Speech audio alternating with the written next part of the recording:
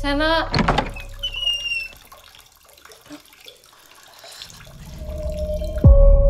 Jelasin ke gue. Lu nggak jawab.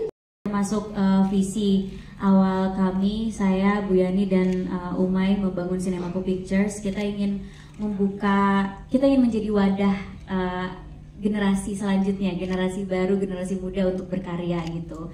Dan kebetulan juga Fonty selaku penulis itu sebelum menulis skrip Temurun itu udah ada di tim kreatif duluan dan tim marketing juga. Jadi kita udah sering berdiskusi, aku udah sering ngedenger visinya Fonty. Terus tiba-tiba dia memberikan skrip Temurun ini, dan pas saya baca pertama kali saya ngerasa ini skrip yang jalan ceritanya unik banget.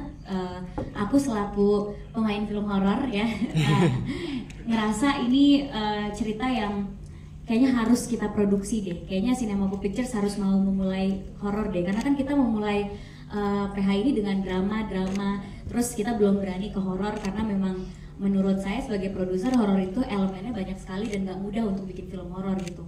Walaupun film horor banyak banget, tapi untuk buat film horor yang bagus dan diterima sama masyarakat kan gak gampang juga gitu. Tapi pas ngeliat skripnya Fonty, saya yakin, terus juga diskusi sama Umay, sampai akhirnya kita menemukan Inarah untuk menjadi direkturnya. Dengan perspektif dan visi misinya Inarah terhadap film, makin yakin lagi untuk memproduksi Temurun.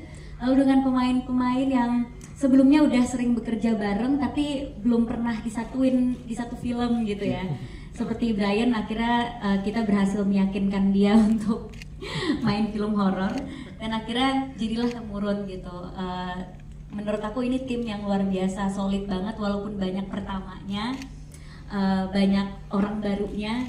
Tapi rasa kepemilikan terhadap filmnya tinggi, rasa ingin membuat sama-sama film ini untuk menjadi bagus juga tinggi, sehingga diskusi yang terjadi di dalamnya justru terasa lebih sehat, lebih menyenangkan gitu daripada film-film yang udah kita produksi gitu. Karena mungkin ini semuanya baru pertama kali, jadi kayak oh gimana nih, ini caranya gimana gitu. Jadi banyak perspektif-perspektif baru, dan seneng banget akhirnya Sinemaku bisa bikin film horor, bikin film Temurun ini, dan memberikan kesempatan ke orang-orang hebat yang akhirnya talentanya bisa kelihatan di hasil filmnya. Iya sih.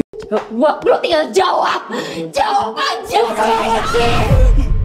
Hal ini udah gue tunggu-tunggu dari dulu, karena dosa Sena harus dicuci.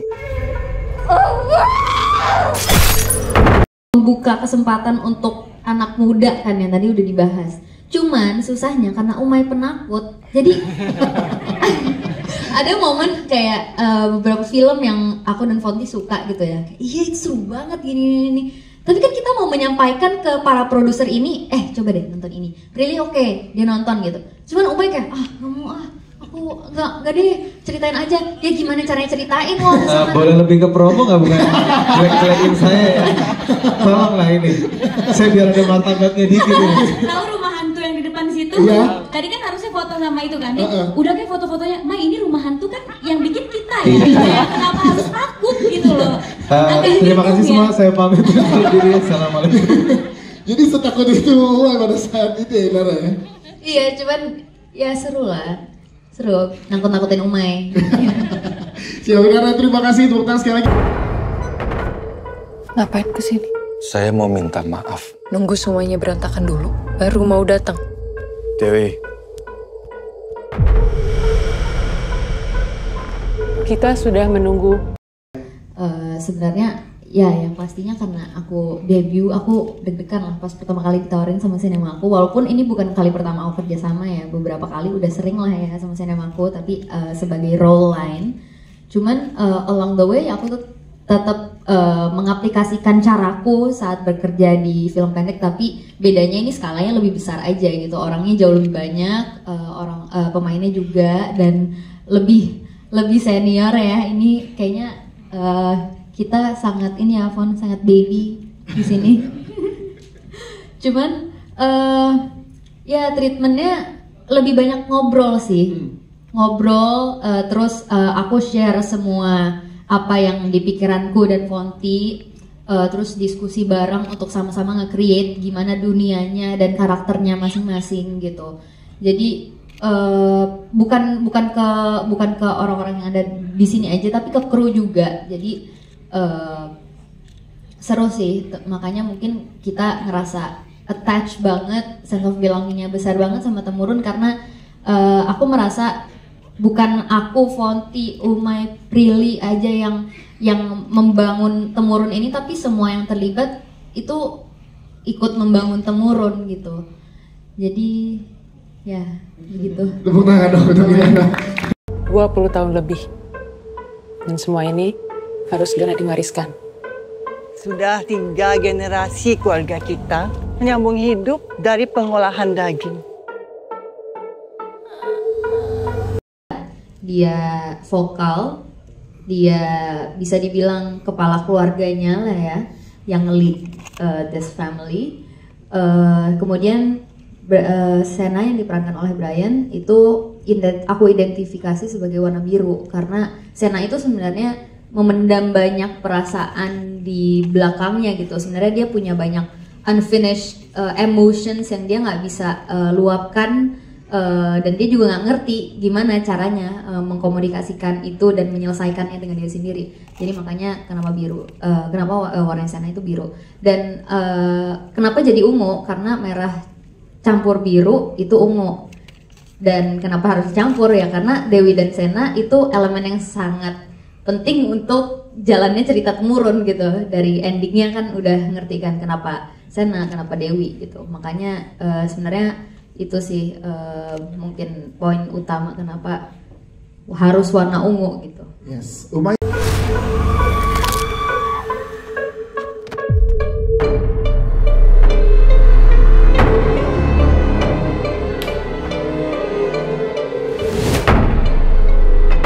Banyak yang Biang ownernya Sinemaku. Terima kasih banget sekali lagi, terima kasih banget udah hadir dan ramai sekali hari ini. Jujur deg-degan banget, bukan karena kita tidak yakin dengan karyanya, tapi karena apa ya, mungkin passion dan spiritnya yang dimiliki oleh semua cast dan krunya tuh gede banget untuk Temurun. Karena seperti yang tadi Prilly dan Bu Yani bilang, Sinemaku juga pengen jadi bagian dari regenerasi sutradara perempuan di Indonesia. Karena terakhir kali kan udah cukup lama juga ada debut sutradara perempuan di industri film Indonesia, dan kita ingin menjadi bagian itu. Terus Fonty pun juga ini debut film panjang pertamanya untuk menulis, pun Brian dan banyak lagi, dan banyak banget cast dan kru yang Gen Z juga, termasuk Bu Yayang kan Gen Z ya Bu ya. Bu Yayang Gen Z banget dia. Jadi emang kita pengen jadi lingkungannya benar-benar lingkungan ruang kerja yang sangat amat menyenangkan buat semuanya, dan alhamdulillah tercapai, dan semoga energinya terpancar juga di filmnya tadi. Itu aja sih tadi. Yes. dengan keberhasilan Ibu Gayatri dan Pak Agung.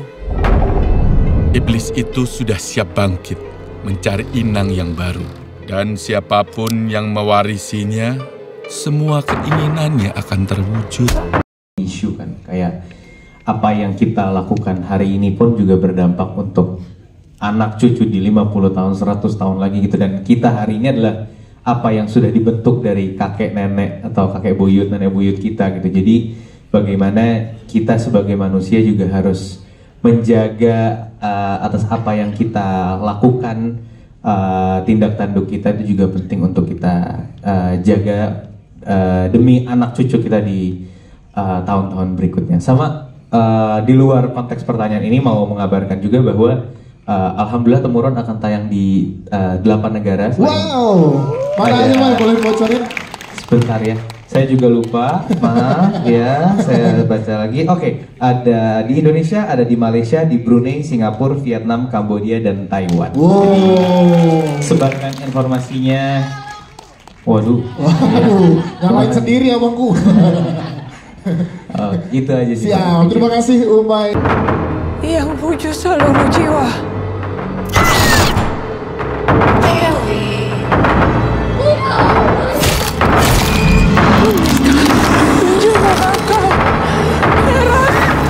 Horor setelah 2 drama yang telah rilis, disutradarai pertama kali oleh seorang sutradara perempuan ditulis pertama kali oleh penulis yang tidak ada pengalaman di menulis apapun.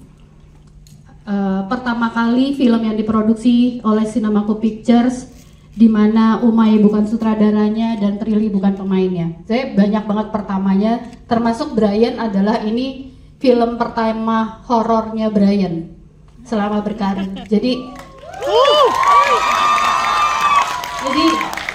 ini filmnya perawan banget. Gadis banget. Gadis banget ya. Jadi kalau ditanya deg-degan, ini deg-degannya saya lebih daripada waktu pertama kali rilis KKN. Iya, Kukira Kau Rumah. Jadi Kukira Kau Rumah film pertamanya Sinemaku Pictures, dan deg-degannya itu lebih daripada itu gitu loh. Pertama, saya tiap hari didonder oleh Umay, oleh Prilly, oleh tim promo marketing, oleh Brian. Semua yang ada di film ini alhamdulillah punya sense of belonging-nya tuh tinggi banget. Kecintaan terhadap temurunnya itu tuh benar-benar tinggi gitu loh. Jadi bisa yang setelah masuk masa post pro itu telepon, "Tan, gimana? Bagus nggak hasilnya?"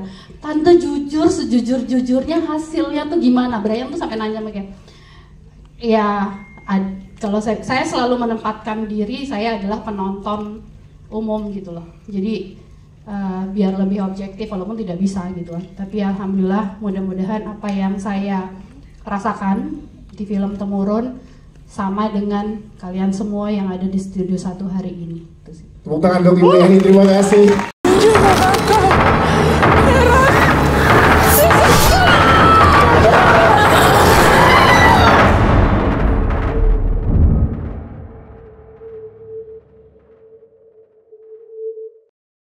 Explore lagi gitu loh. Bismillah sih maunya gitu. Tapi balik lagi tadi kayak Umay bilang, gimana hari ini gitu loh. Yang pasti kita siapkan Temurun ini dengan sebaik-baiknya. Clue di belakang sebenarnya sudah sangat jelas gitu loh. Kalau masuk kan nggak bisa keluar. Kalau masuk kemana sih gitu kan lanjutannya gitu loh. Jadi mudah-mudahan Fonti sudah menyiapkan. Jadi karena Fonti emang kontrak mati, jadi sebenarnya kontrak mati di sini bukan hanya Fonti aja, ya, Brian pun juga. Akan banyak kejutan dari Brian di Sinemaku Pictures. Jadi 8 kelopak itu notice banget. Bakalan ada 8 sesi. Amin. Kata Fonti, aduh gimana nih. Siap Bu Yani, terima kasih. Menarik kalau kita minta Sana.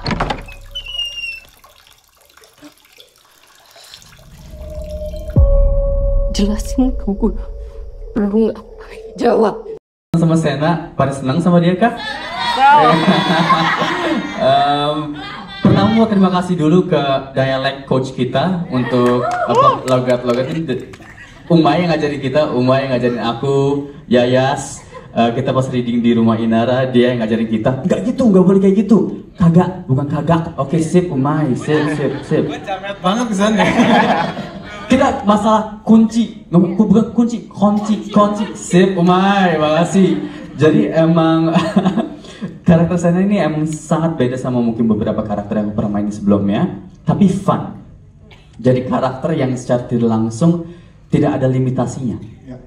Jadi mainnya malah sama Umay sama Indra tuh kayak tahan dikit ya. Oke, sip. Ya udah. Tapi it was really fun. Aku nggak tahu apa aja yang tayang di sini, tapi banyak adegan Sena yang lumayan nggak bisa disebut dengan kata-kata, tapi fun banget main Sena, walaupun hopefully membuat kalian kesel sama dia, soalnya itu salah satu fungsi Sena sini, dan mungkin juga akhirnya bisa senang sama Sena juga karena ya kalau nonton sampai ending bakal ngerti kenapa gitu. Brian Obanan, terima kasih. Wah, lo tinggal jawab aja. Hal ini udah gue tunggu-tunggu dari dulu. Karena dosa Sena harus dicuci.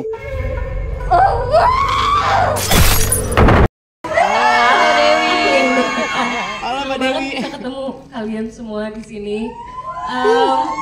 Mungkin aku cerita dulu, aku tuh memang cita-citanya pengen banget didirect sama perempuan lama. Terus pas ditawarin Temurun, selain dari ceritanya yang memang fresh gitu, walaupun genre-nya cukup familiar di aku, dan tahu Inara yang ngedirect, aku kayak oh yes please gitu, didirect sama Gen Z, sama perempuan, sahabat sendiri, pengen tahu aja point of view dan pengalaman apa ya yang bisa aku dapetin gitu. Ternyata sama menyenangkannya, walaupun semua Gen Z they're very professional. Betul kata Brian, kata Bu Yani, kita merasa memiliki project ini gitu personal, walaupun secara karakter ya enggak sih, jangan sampai kita kayak Dewi dan Sena gitu. Cuman kayak mudah-mudahan nggak ada orang yang pernah ngerasain seperti mereka ya. Jangan. Tapi pada saat ngerjain prosesnya kita merasa memiliki dan kayak ini jadi sesuatu yang personal gitu buat kita sampai keselak saking nervousnya gitu. Dan dari karakternya sendiri udah terlihat ya penuh beban banget Dewi. Kayaknya ini pertama kali film horor aku yang teriaknya nggak banyak yang sebenarnya teriakannya sedikit tapi secara fisik itu jadi ikutan capek karena mentalnya udah kayak beban banget sih Dewi gitu. Bahkan aku cerita juga sama Inara, justru kalau ada scene-scene Dewi yang dia bisa explode itu sebuah anugerah, bisa kayak ya si Nara akhirnya Dewi bisa teriak gitu, bisa ngeluarin apa yang dia rasain gitu. Jadi ini quite challenging sih karakter Dewi buat aku, tapi senang karena environment di setnya menyenangkan dan saling membantu. Jadi sesuatu yang challenging terasa mudah dan tetap menyenangkan. Iya, mungkin aku mau tambahin dikit lagi. Emang juga yang buat kita makin tertarik juga sama cerita itu karena horor ini, ya it's horror, tapi drama driven. Yes. Jadi emang dramanya itu sangat kental. Jadi horornya itu bukan horor setan atau hantu saja tuh, ya you know yang warna hitam itu. Tapi aku takut ngomong namanya, takut bocor. Tapi horor di dalam keluarga, yaitu dysfunctional family, komunikasi yang kurang baik, nggak bisa saling saling ngerti, baik rahasia di keluarganya. Jadi horor bukan hanya horor yang mistis, emang tapi kehidupannya sih emang dari sebelum itu udah horor hidupnya. Jadi mudah-mudahan nggak ada yang ngerasain seperti Dewi dan Sena sih. Ya. Terima kasih ya Sabin, Brian, thank you. Kita ke Ngapain kesini? Saya mau minta maaf. Nunggu semuanya berantakan dulu, baru mau datang. Dewi. Kita sudah menunggu